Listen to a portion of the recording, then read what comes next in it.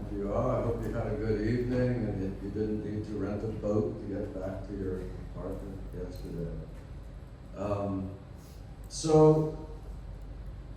Today we move on from AI into biotechnology, which is another one of the areas where we see the kind of cutting edge developments in science and technology. I put this up only because, of the fields we're discussing, the one in which I have the most, I'll call it personal expertise, is in biotechnology and public health and transfer of technology and manufacturing of pharmaceuticals and vaccines and so forth. And among other things, I've spent a pretty good amount of time here in China studying the pharmaceutical industry, and it's almost a decade ago now, I prepared a report for the World Health Organization on the pharmaceutical industry in China. This was actually a visit to one of the hospitals in Beijing, one of the combined traditional medicine Western hospitals in Beijing. If you're interested in this kind of technology and things like local production and so forth, and I'm still active with the World Health Organization in this area, although the WHO, as you probably know, is in the middle of some interesting developments, we might call them. If you can take a look at that, if that's a subject matter that interests you. And I'll leave that and just go back to where we are.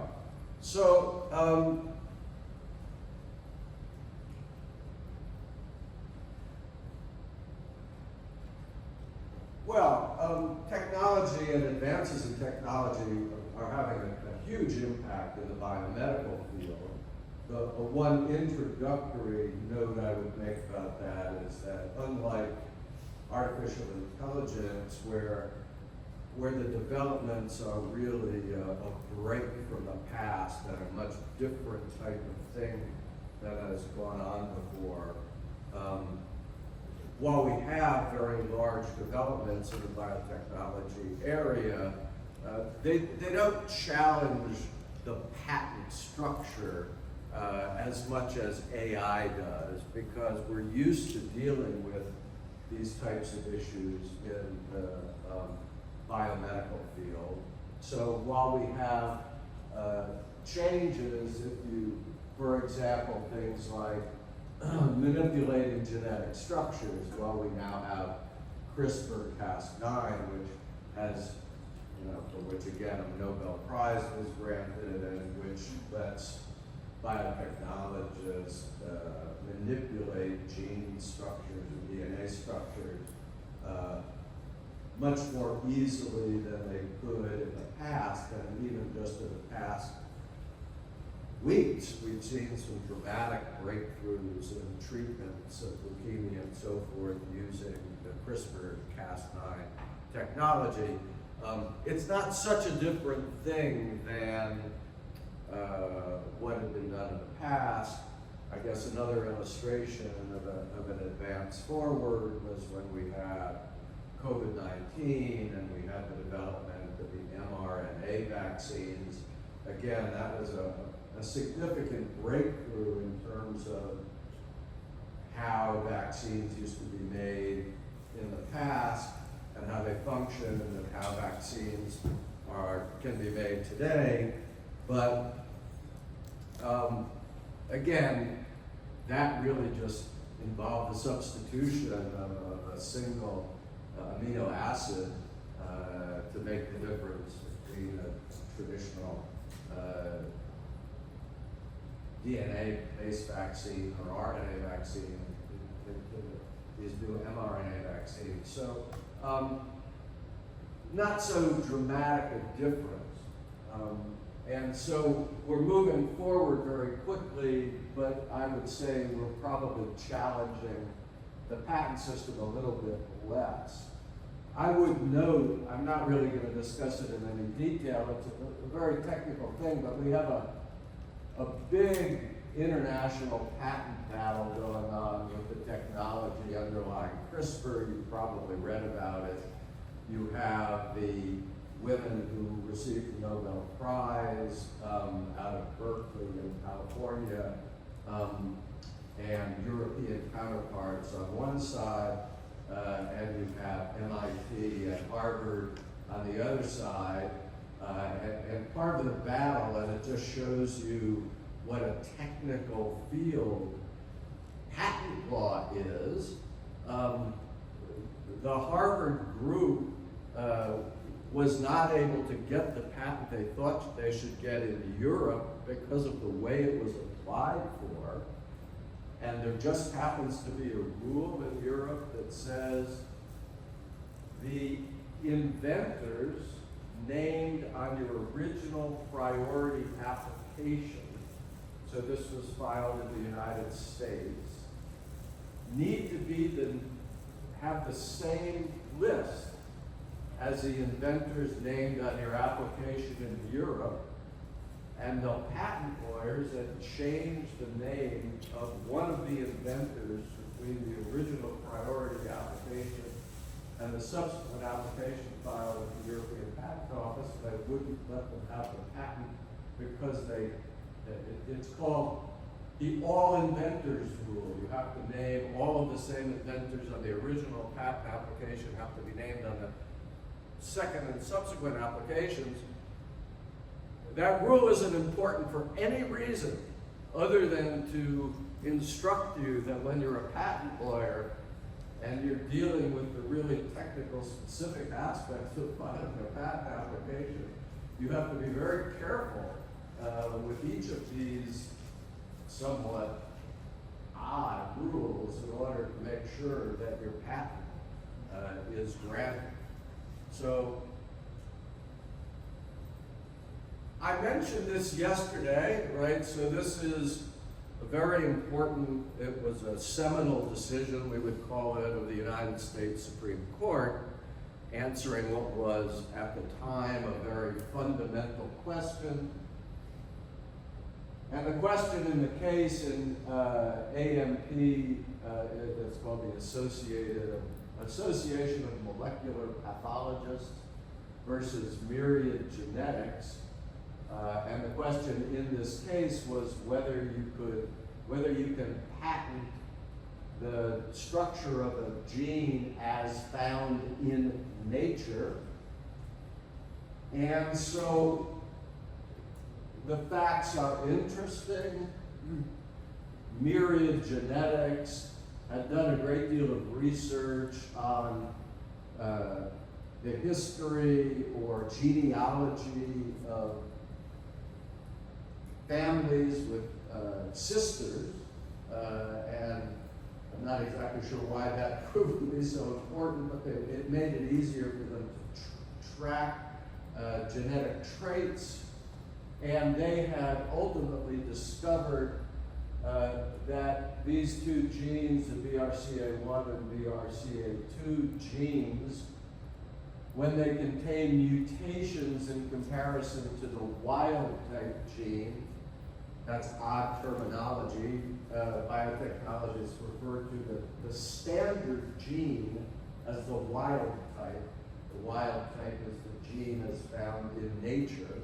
So that when there was a difference, a mutation between a woman's genes and a wild type gene, it showed a predisposition to breast or ovarian cancer.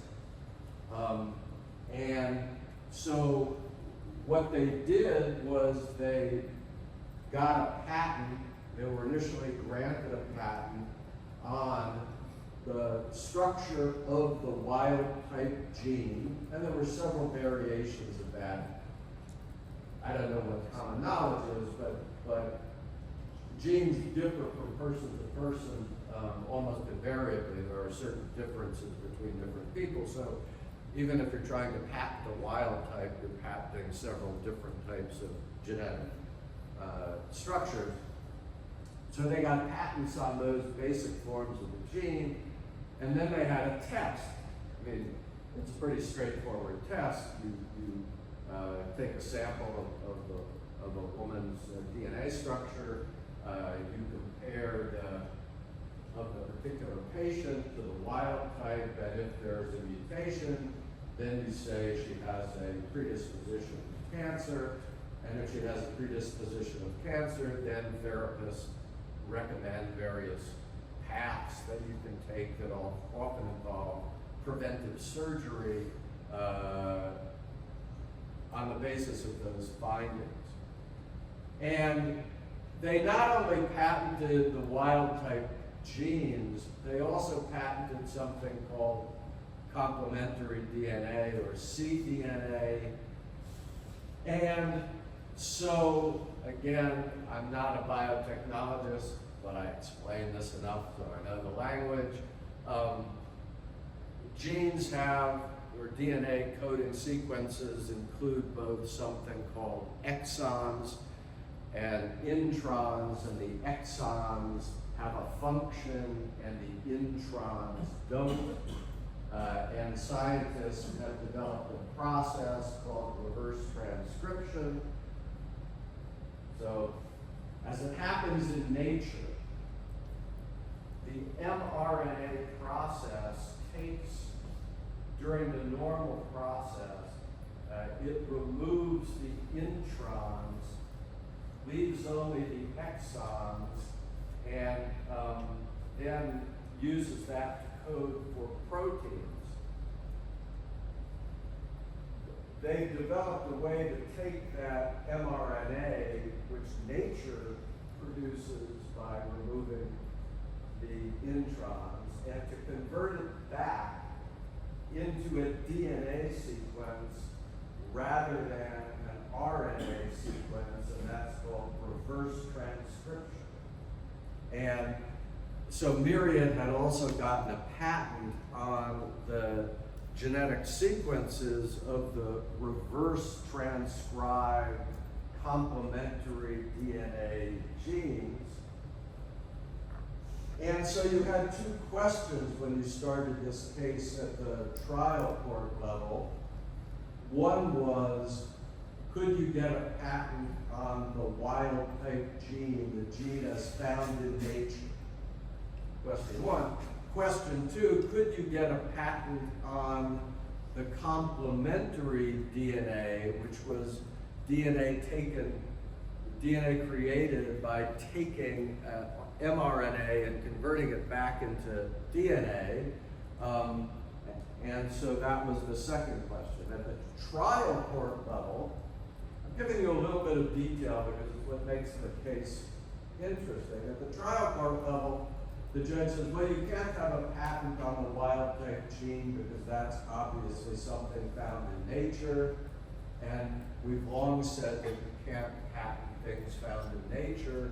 So even though you made a very important discovery, you discovered where and what the effect of these BRCA1 and BRCA2 genes is, you can't have a patent on that because you're simply discovering nature. The court also said you can't have a patent on cDNA either because all you're doing is taking a genetic code that the human body has created and using a standard process, you're simply taking that new code and creating this new product, but there's nothing that you're still using the information as found in nature with an ordinary, we'll call it mechanical process of transcription, therefore you can't have a patent on that. So the district court, very long, very well-done opinion, said you can't have a patent either on the DNA or the cDNA. The Court of Appeals for the Federal Circuit reversed that decision, and in the majority opinion said, well, because when you remove DNA from the cell, you change the chemical structure at places where you have snipped the sample. Therefore, the thing that you patented isn't the thing found in nature. You have changed it by changing the chemical structure. And you also can't have a patent on cDNA because that's created by a process, a human process. So that was the Court of Appeals for the Federal Circuit. The Supreme Court reversed, again, so you have lots of reversals. The Supreme Court reversed the Court of Appeals for the Federal Circuit, in part.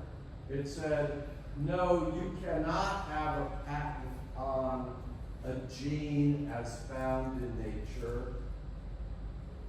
The fact that you're changing the chemical structure when you remove the sample is not relevant. That's trivial, right? All you're really doing is patenting the DNA code, which is what you applied for the patent for, and therefore you can't patent a gene as found in nature. So that was the main point of the Supreme Court decision. And that was widely watched by the biotechnology industry. But then the Supreme Court said, but we agree that cDNA is different. Because even though in fact you are taking code that's created by nature, you're taking it and you're transforming it into something that the scientist is doing, and therefore it's a new product.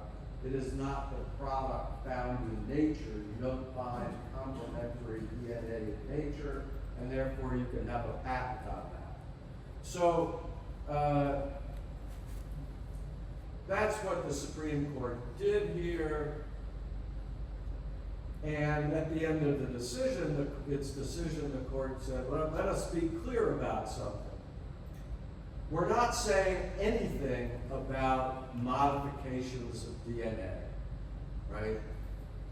We're saying you can't take something from the human body and its DNA sequence and patent it. We're not saying anything about what happens if you go into the laboratory and you change the DNA.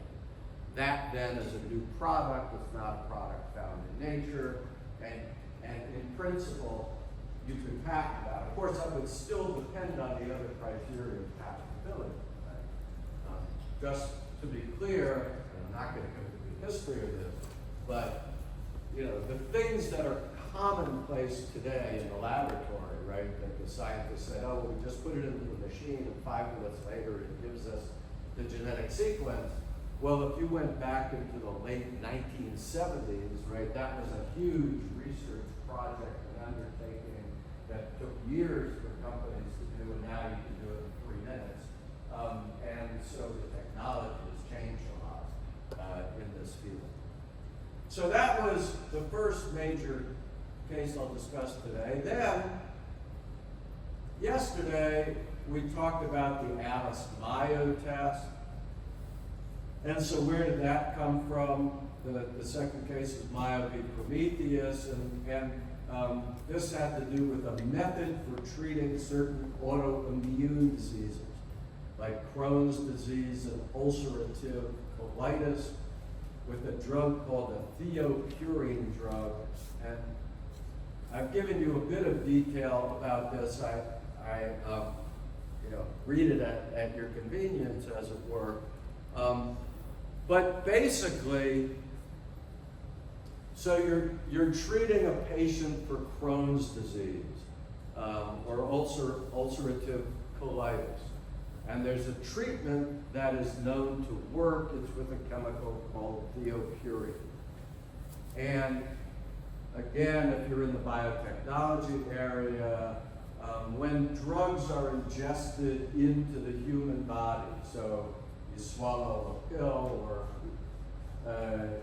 the body converts it, the salt that you may have taken or ingested, into something called a metabolite.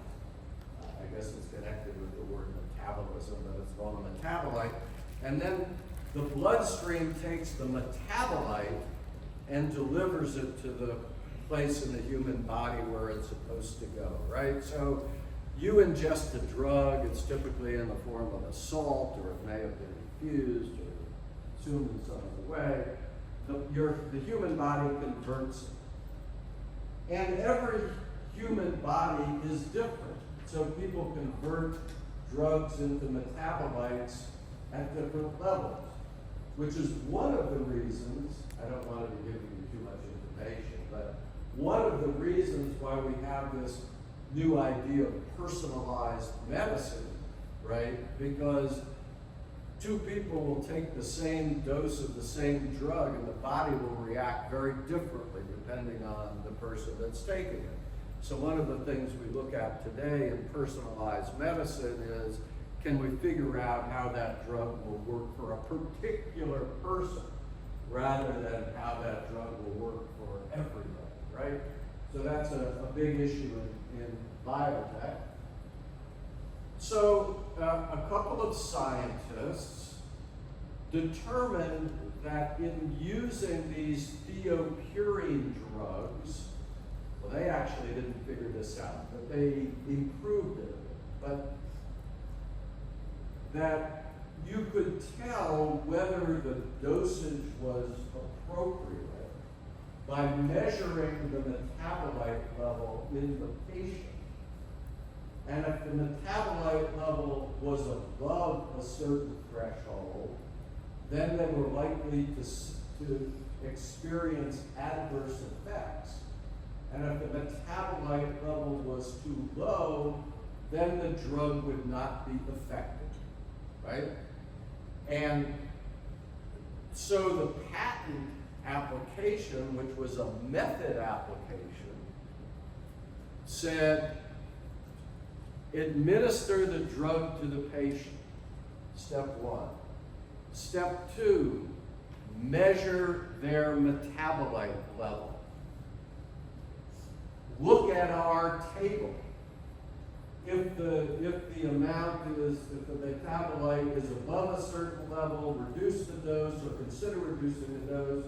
If it's below a certain level, you may want to increase the dose, because those things will be what makes the drug effective. And that's the patent, right? Administer the drug, take a blood sample from the patient, measure the metabolite level, determine whether it's above or below these thresholds, then you may want to adjust the dosage being given to the patient.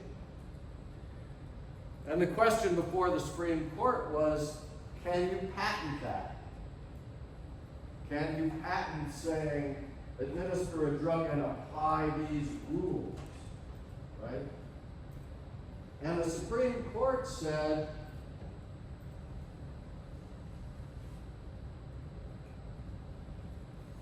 all you've really done is taken a law of nature. Now, this is kind of a funny thing to say it's a law of nature. So you might wonder if the Supreme Court's right about this. They said this correlation between the drug and the metabolite level is a law or a property of nature, right? And therefore, to start with, that's not patentable because it is a law of nature, how the drug works in the human body. And you are not, according to the court, you are not transforming that natural law by telling the doctor to measure the metabolite level and consider changing the dosage. You are not really doing anything transformative. You're saying, take the natural law and apply it. So this is where this phrase comes. It's famous, and we see it in another case I discussed yesterday. You can't simply say, take the natural law and apply it. And so combined then with Alice, which I talked about yesterday, this case involving something called intermediated settlement using an algorithm. So Mayo, or Alice and Mayo, become the two-part test, right, First, you decide whether something is a law of nature, and then you decide whether it's sufficiently transformed. And in Mayo v. Prometheus, the court said, by telling the doctor to adjust the dosage, you were not transforming anything. Now, Mayo raised some questions, right, for the Court of Appeals for the Federal Circuit, and all of this hasn't been answered yet because in a subsequent case called Vanda Pharmaceuticals, the Federal Circuit took a very similar fact pattern. It happened to be an anti-schizophrenia drug, where again, it was a question of determining the right dosage and based on measurements, adjusting what was being given the patient, because the drafters of the patent had drafted it more specifically. Said, on a particular patient, if the level is X, then change the dosage to Y. I know this sounds silly. They said, if it says X, change the dosage to Y, whereas in Mayo they said, if the dosage is too high or too low, consider changing the dosage level. Whereas in Vanda they said, change the dosage level. The Federal Circuit said that was transformative, right? That could be granted a patent because you're specifically instructing the doctor as to the steps to take in administering the treatment. If you don't see much difference between those, that's what the dissent in the case said. The dissent at the Federal Circuit said, well, these cases are exactly the same. Why is the result different? But now you have two cases that are very similar with different results, one from the Supreme Court and one from the Court of Appeals for the Federal Circuit. So that goes to patentable subject matter for biotechnology. Of course, there are other cases naturally that discuss that, but that's where the Alice Mayo test comes from. That's Mayo.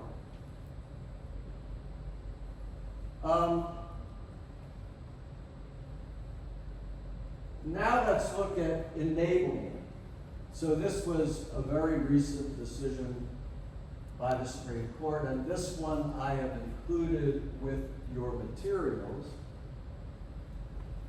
So in this one, the pharmaceutical company Amgen had developed a certain antibody treatment. So now that we've gone through COVID-19, everybody knows what an antibody is. But in any case, the antibody is the thing that the body creates that will fight a disease. So when you take a vaccine, it triggers the creation of antibodies, and then the antibodies attack the disease. So there's a big business in just creating the antibodies, that is not having the body create, the human body create the antibody, but the pharmaceutical company creating the antibody. So Amgen patented an antibody treatment called Repatha, and Repatha assists in lowering LDL cholesterol, which is, bad cholesterol. So you want to lower it, and it obtained several patents. And so two of these went, the main patent went to the specific antibodies that they created, and they created two different antibodies and 26 additional antibodies and their amino acid sequences, and in two cases depicted the three-dimensional structures. Now, we've talked about three-dimensional structures when we talked about protein folding, but again, I'm sure there's some of you in here who are familiar with pharmaceuticals and how chemical drugs are made and now how protein drugs are made. And it is not just the chemical formula, right? The chemical formula is step one. We combine these chemicals. when you look at pharmaceutical patents, you'll see that there's also included structural diagrams. You can take a combination of the two same chemicals, but how they link to each other specifically determines their effect. So you not only need to know the chemical composition, you also need to know the structure.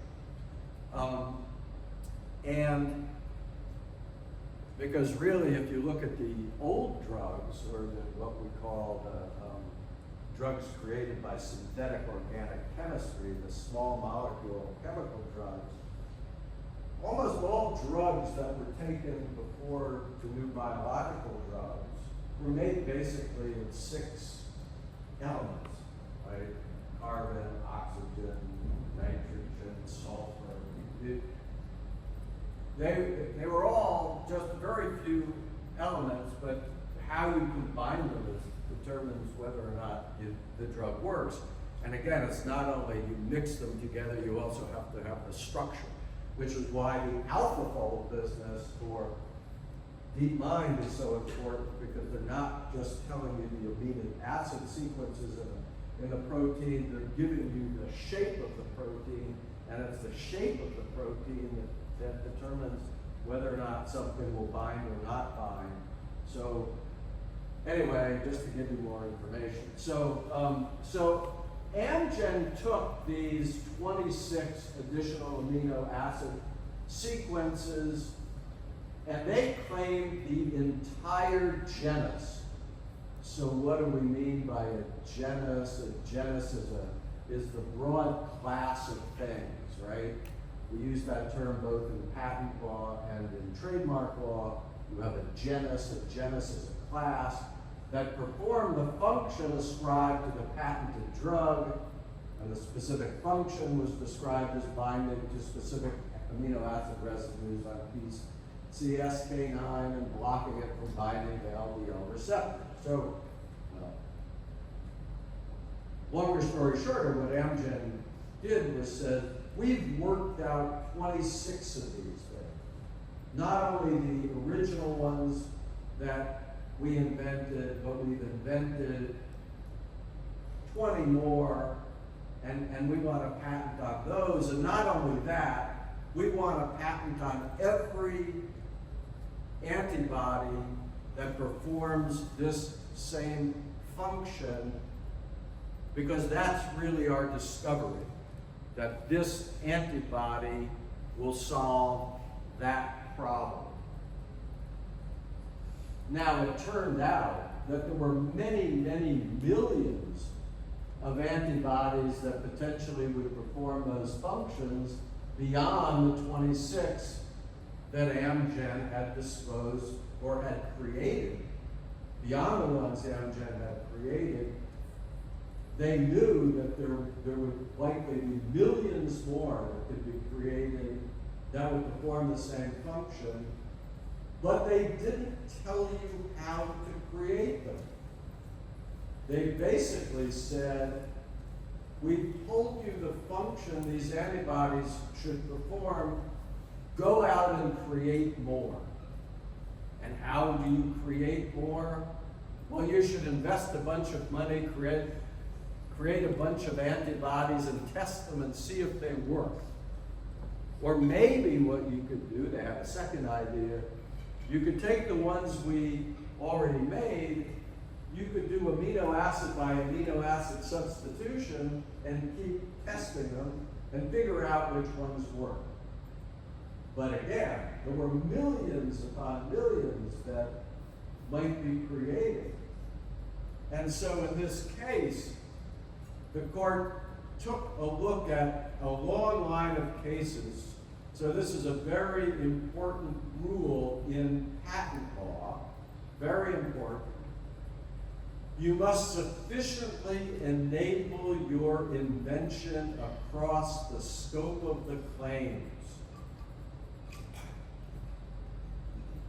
What that means is you can't draft a claim that covers more than you know how to do. if you can't show how to do it, you can't claim it. And the initial case that was so important on this proposition was Samuel Morse's telegraph machine, where he claimed the specific telegraph machine that he made, that, you know, dots and dashes, sending information via wire over a distance, and said, I want to claim every apparatus for transmitting electric signals across a distance. And the court in that case said, well, I can't let you claim every possible way of transmitting electric signals that can be read on the other end across a distance, because I have no idea. We have no idea what those might be. We can't let you claim the whole class of transmitting electronic information, so you haven't enabled your invention across the scope of the claim. You can patent your telegraph machine, but you can't patent every conceivable variation of a telegraph machine, or something like that. You have a similar thing with the lamp, Edison's lamp. Now, so it said that Amgen did nothing more than propose a research program. It did not provide sufficient guidance to enable the range of functions that it had claimed. Amgen's claim were invalidated under Section 112 of the U.S. Patent Act for lack of sufficient enablement. So Section 112 is the one that tells you you have to describe your invention and enable it. So that's a very recent decision by the Supreme Court in this area.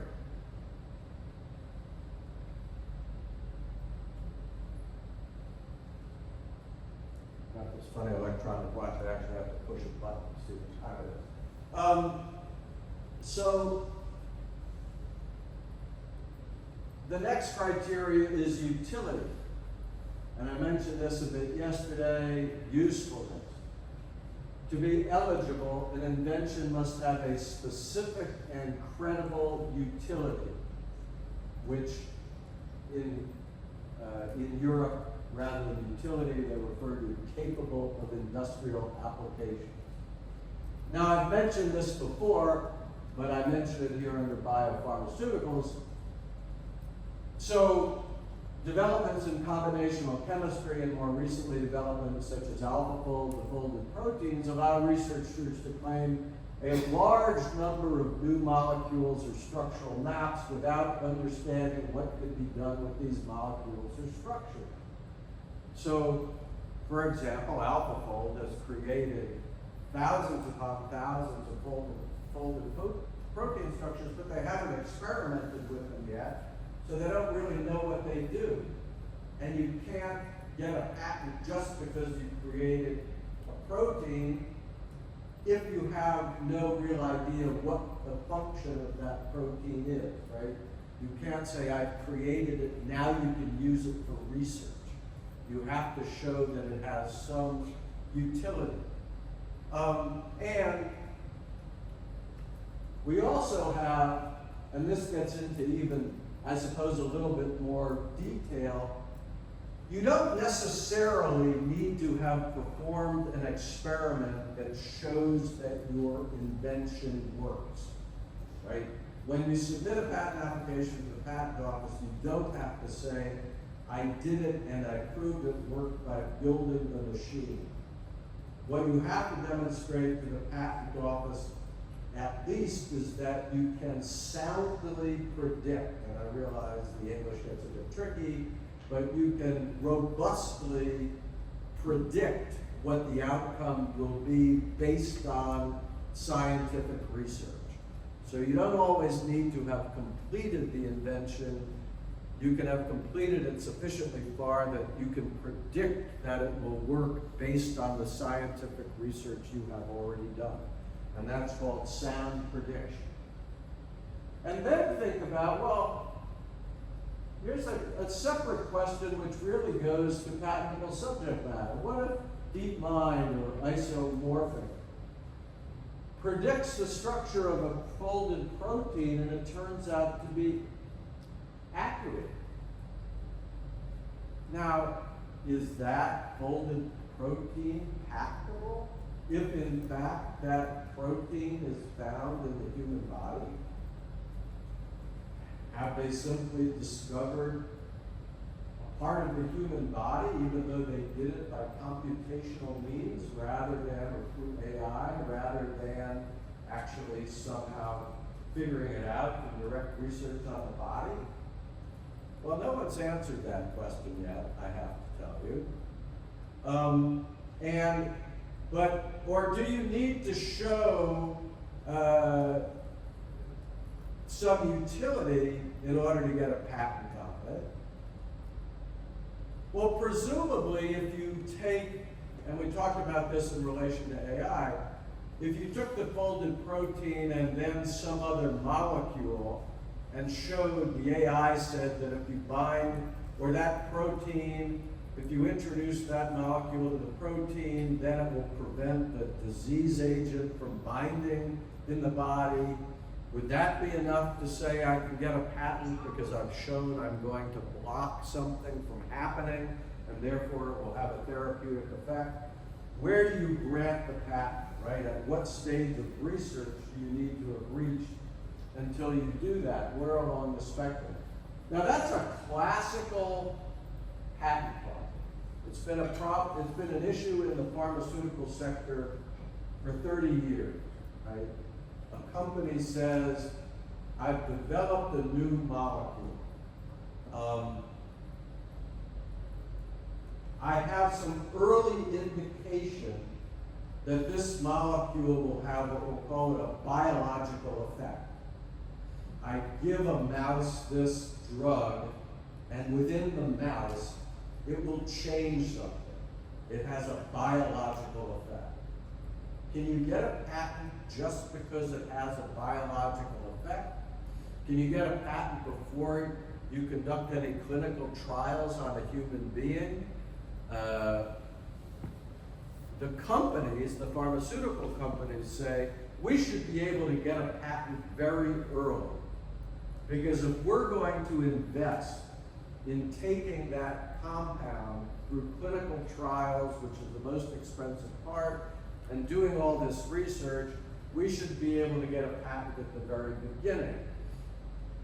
People who are concerned about not blocking research say, no, you should have to have at least early stage clinical trials before you can get a patent on a new drug. And different courts answer this differently, but it's been an issue in pharmaceutical law for a long time.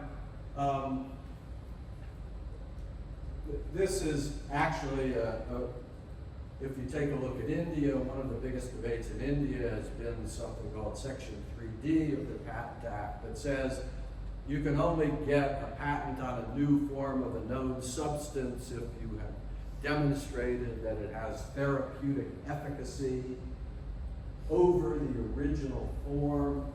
So some countries try to address this with legislation. I think I'll stop there now because I realize this has been a technical discussion. I realize the language is probably challenging. It would be challenging for American English-speaking students. So if you're translating that from English into Chinese and back again, it becomes even more difficult. But with all of that said, I certainly, as I've said before, I have a 4-word Chinese vocabulary. It's very sophisticated. And that's the limit. So, well,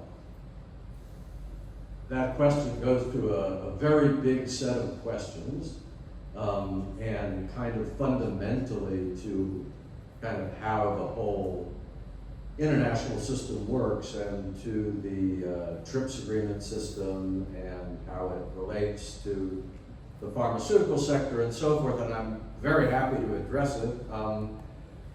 Let me see how we're going to fit this into time. Well, I think we've got a little time to discuss this now, but let me let me provide a little bit of background for the class, and then I'll get to your specific question. So, if you go all the way back in the history of patent law and the Paris Convention, well, this actually happened in the 1920s, you have this idea of the compulsory license or the government use of a patent.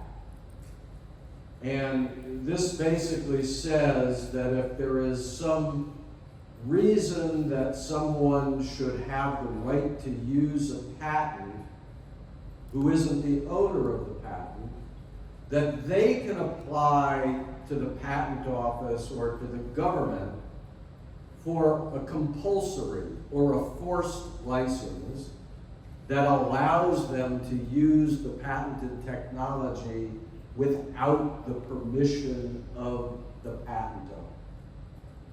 And you have two different basic types. You have the private compulsory license and you have the government use license.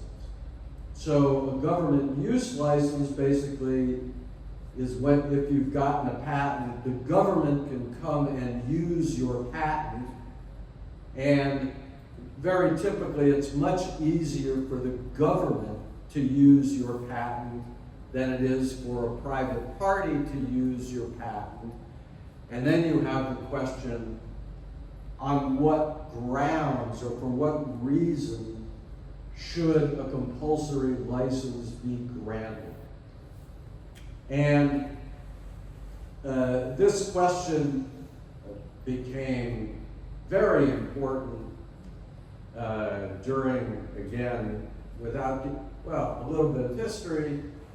If you go back to the HIV epidemic at the mid-1990s and towards the end of the 1990s, where you had a tremendous demand in Africa for HIV, the newly created HIV antiretroviral drugs, and the patents on those drugs were held by a handful of major pharmaceutical companies, each of whom wanted to charge a lot of money to sell the drugs. At the time, they were about $10,000 for a year of treatment per person.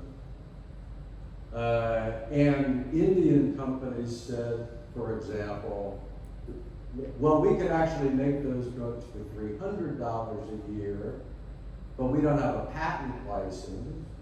So will the governments grant us a compulsory license to make those drugs without the permission of the patent owner and let us do it? Now, one of the things that was negotiated in the WTO TRIPS agreement, which I talked about the first day and I'll talk about at the end, was when that was negotiated and came into force in 1995, you then had a set of rules applicable to all countries about the conditions under which you could grant a compulsory license, right? A number of conditions. And so then you had questions about whether those conditions were too restrictive or not so restrictive. Now, we could spend a lot of time about the history of that, and I'll mention that this, of course, came up during the COVID-19 pandemic, and we'll get back to that. But now the question was asked, so for many, many years, you've had a big question, right? So drug prices vary very widely across the world. And particularly new drugs can be very expensive, newly patented drugs, and those are mainly, in fact, the most expensive market is the United States for newly patented drugs. But in almost all countries, newly patented drugs are sold for much higher prices than older generic drugs, they're called, once a drug comes off patent. And so the question becomes, for example, can you grant a compulsory license simply because you think the price is too high, right? Should compulsory license be a remedy for high prices? So the drug is available, but it's unaffordable? Or are there other ways that you can more readily provide access to the drugs at lower prices? Now, there are various different ways of solving this, right? The easiest way, the most straightforward way, is simply price controls. The government says for X drug, you can't charge more than Y price. So you simply tell the companies what they can charge. And China, for a long time, has had explicit controls on the prices of drugs, although the amount that can be charged and the different types of drugs, that's changed quite a bit over the years, right? So today, China has much less control over the originator, the newer drugs, than it used to, but it still controls the prices of the cheaper generic drugs. But so you can directly control the prices. You have other ways of controlling the prices. I won't go into it in too much detail now. We can come back to it. Another system is something called parallel importation, where you say, the patent right of the patent owner is, quote, exhausted when it's first put on the market anywhere in the world. And if it's put on the market in a country where the price is low, I can then import it into my country where the price is high, so I take advantage of the lower price in the other market.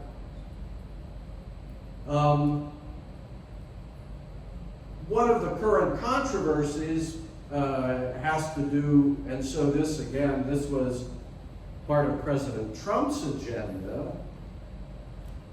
Originator pharmaceutical prices in Europe are about half the price, at least 30% less, but in many cases, half the price of the drugs in the United States.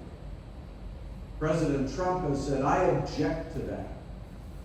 I think the United States should have the benefit of the lowest price that the pharmaceutical company charges anywhere in a developed country market.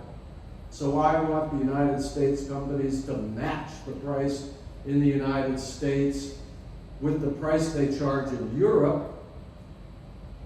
But he hasn't issued an order to that effect. He's basically requested the benefit so far. He's told them, I think that might be a good idea.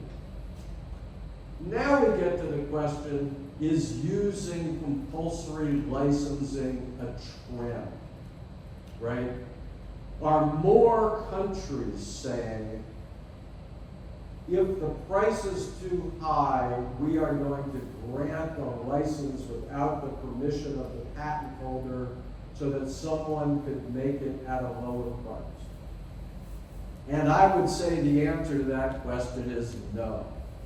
In fact, I'd say it tends to be the opposite, right? That, for example, China has never issued a compulsory license on a pharmaceutical product because you have a greater interest in countries like India in developing their innovator pharmaceutical sector. India has issued a couple of compulsory licenses, but very few if you look at the aggregate pharmaceutical market. You have some countries in Latin America that have issued a few compulsory licenses. But by and large, because countries have been interested in providing incentives to their domestic R&D industries and also not getting into fights with Europe and the United States, you haven't, I really would be hard-pressed to say that you have a trend in favor of compulsory licensing. I would say you have a trend in favor of protecting the patent owners, which is certainly the case in China, right? If you look at China today, you've got a very big stake in the pharmaceutical sector and in protecting innovation. And the Chinese government hasn't given any signal that it's ready to start issuing compulsory licenses on patented drugs. Now, of course, I can't foretell the future. That could happen. 5 years, who knows? What's going to happen. Now I'm going to come back to this next time when we start again. One of the areas this came up with in a big way was during the pandemic. And I'll discuss when we return from the break a little bit, only because the question had been asked. I really wasn't planning to discuss pharmaceutical prices and pricing and access so much in the seminar, because it's a little bit different than cutting edge technology, but we'll talk a little bit about the pandemic and what happened during that with pharmaceutical patents and so forth, and after the break, but I think it's time to take the 10-minute break. Okay? So we're just getting started.